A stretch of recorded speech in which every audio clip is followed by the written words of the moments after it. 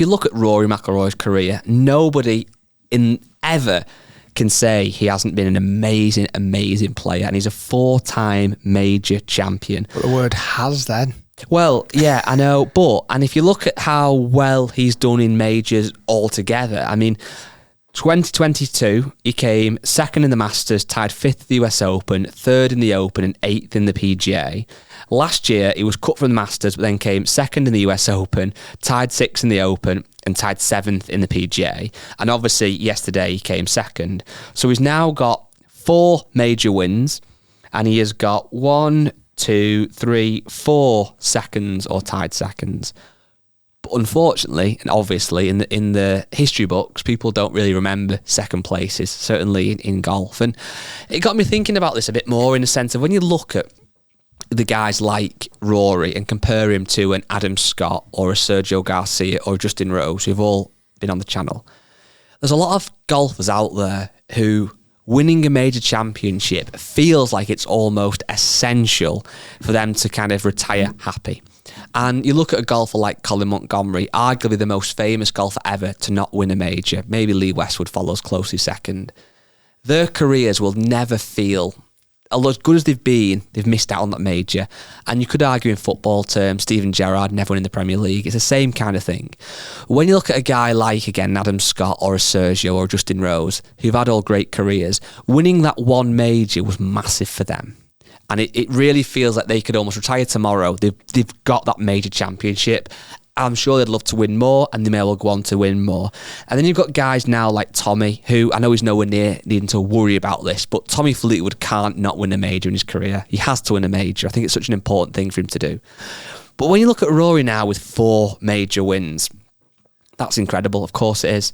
But he hasn't now won one for 10 years. And how many are slipping away and sliding away? Now, you may say another one will come. Will it? I don't know. Possibly, and you think it will do. But even if it does, even if Rory wins one more and gets to 5, brilliant. But when you then look at the list of major winners and you look at the guys who've got serious major championships, Jack Nicklaus, 18, obviously, Tiger Woods, 15, Walter Hagen, 11, Ben Hogan, 9, Gary Player, 9, Tom Watson, 8. And then we can even look at Nick Faldo, again, been on the channel, 6-time major champion. Phil Mickelson, 6-time major champion.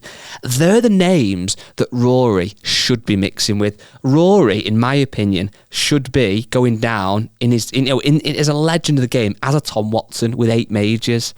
Every one of these second places that slips him by is another one that he's not winning. Is he going to get to that number where he should be? He shouldn't be retiring on 4 majors or even 5. It should be the 8s or the 9s or even the 10s. Is he not fulfilling his potential? I honestly feel this was his biggest chance in recent times. Well, it was a 3-foot putt, wasn't it, essentially? Like, I can't remember a time when he's been closer to winning a major.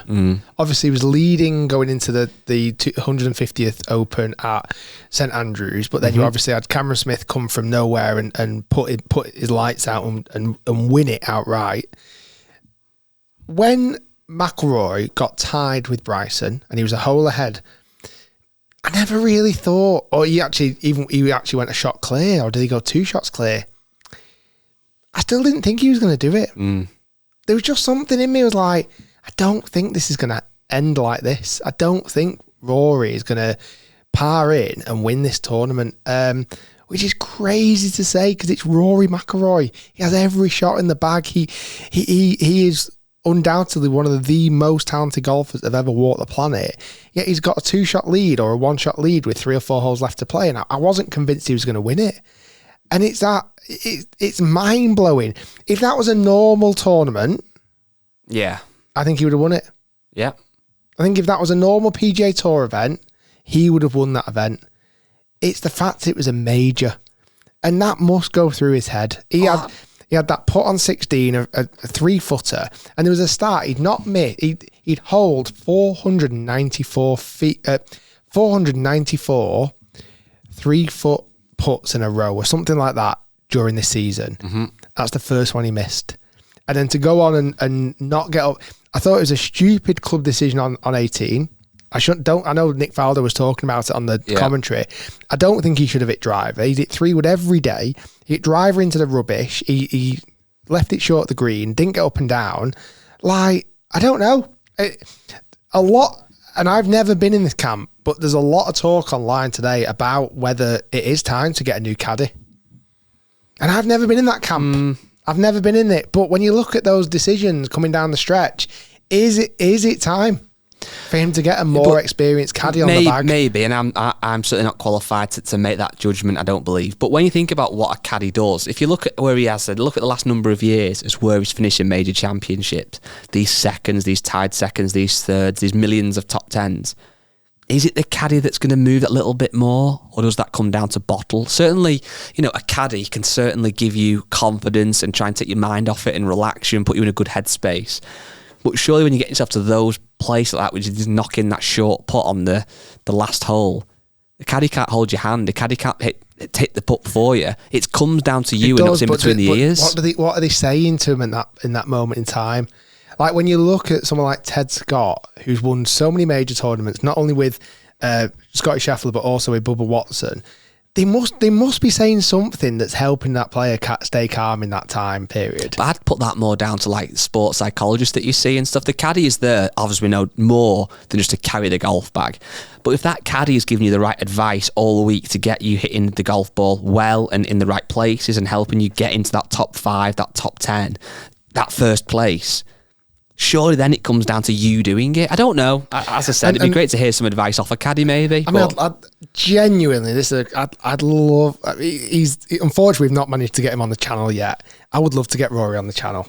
I'd love to talk to him about all of this. I'd love to get him on a 10-shot challenge. I'd really, and we're a good luck charm. You see what's happened with the players we've had on the channel so far? They go on to win. Go on to win. It's just that's how it happens here on the Rick Shiels Golf Show. The other thing I was going to say is he's got a lot of things going on in his life, hasn't he, Rory, at the moment? Well, he was obviously, it was well known he filed for divorce. Apparently that isn't happening now, which is great, and he's still with his wife, etc. But what I thought was really kind of telling, and again, I don't want to overread things and make a big deal out of it than it was, but when he was in that, I think it was the scorer's room, or that little bit where the camera's on him eating the protein bar, that kind of image has gone a bit viral of him with his kind of hat half up and his hand on his waist. He looked absolutely broken, and you can understand why. He just 3-putted the last hole and you've lost a championship. Well, 2-putted the last hole. 2-putted the last hole. Missed a small putt. No, was it? Where did? Chipped on, didn't he? Sorry. He chipped on, and then he missed that putt. That's going to have an effect. And when it was such a moment that I think for Rory, he's the kind of player, I think if he does win another major, then it unlocks a key and he just can win so many more. But will he get that next one? That might have been his biggest chance, honestly. If someone had said to me before this weekend that Rory will never win a major again, and I could bet on it, I'd be like, no way. Like what? Like there's no way I'm going to bet on that. Like now it's kind of like, is he going to win it? What? I think we almost think sometimes with the majors that because there's 4 a year, and obviously if a player's fit, they might play another 10, 15 years. There's so many chances. But as I've said before, there's always new kids on the block. There's always one guy who plays amazing. There's always these kind of guys who's consistent. They're always up there. You have to obviously be firing on all cylinders against the best field, having the best week ever, and everything going your way. And if you're in that spot and still, like, no way Scotty Scheffler would have missed that putt. I don't know. It's interesting. And again, when you look at this list of major championships, and I know it depends on what you measure it off. If you're just going off majors, then this is the list you have to go off. But if you look at the list on something like a Wikipedia of the names who've won the most majors, the Jack Nicklaus's, the Tigers, the Ben Hogans, the Gary Players, Tom Watson, etc., it kind of feels like that's where, I mean, maybe I'm speaking as my generation, but where Rory deserves to almost live. Does. With Phil Mickelson, with Nick Faldo, both 6-time major champions. If Rory doesn't get any more majors, then he's not sitting with those guys. He's not at that table. I mean, is he tied now? Is he tied with Brooks? Brooks has got 5. Brooks has beaten him. Oh, God. Because that was the big thing, obviously, in Netflix, wasn't it? So he's tied with Ernie Els. Now, maybe it's my era, although I remember, obviously, Ernie Els massively and was a big fan. People might shoot me down for this, I would class Rory as being more of a legend than Ernie Els. personally. Maybe it's the Ryder Cup below my vision, etc. Yeah, no, I think that's a fair. I think for influence on the game, I think that would be fair. And if you're going off major championships, they're both on 4. Wow. And even if you're going off, I mean, again, I know Seve was before our time, an absolute legend of the game. Seve's on 5. So Seve has obviously got more majors, won more majors, as did obviously Mickelson on 6. Faldo on 6, Trevino on 6. I mean, these are absolute legends, don't get me wrong, but that is the kind of place where it feels like Rory, when he does. And he might win another 4, he might win another 10, hope he does. But it doesn't really feel like he's where he should be right now. You know what's mad? Just looking at the stats here, obviously Jack Nicklaus is famous for winning 18, and this stat's been thrown around loads, but some more interesting ones. Jack Nicklaus has come second 19 times. Yeah. Phil Mickelson 12 times. That's crazy. Arnold Palmer 10 times. Sam Snead 8 times. Greg Norman 8 times. Tom Watson 8 times. Tiger Woods 7 times. It's like you look at. You've got to come. You're going to come second a lot. Oh, absolutely. If you are contending, you're going to come second a lot.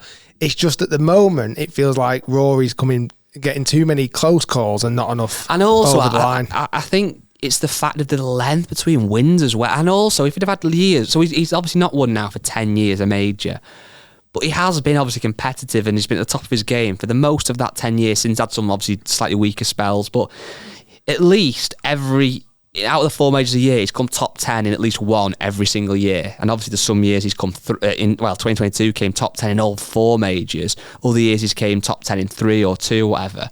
So he's been there and thereabouts. That's the weird thing. Imagine if he'd won 4 majors like he has done, but those 4 majors have been spaced out a bit more. Yeah, every 3 years he wins one. Yeah. You're like, okay, yeah, he's going to win. He's due. Rory McIlroy wins 1 in 12 majors.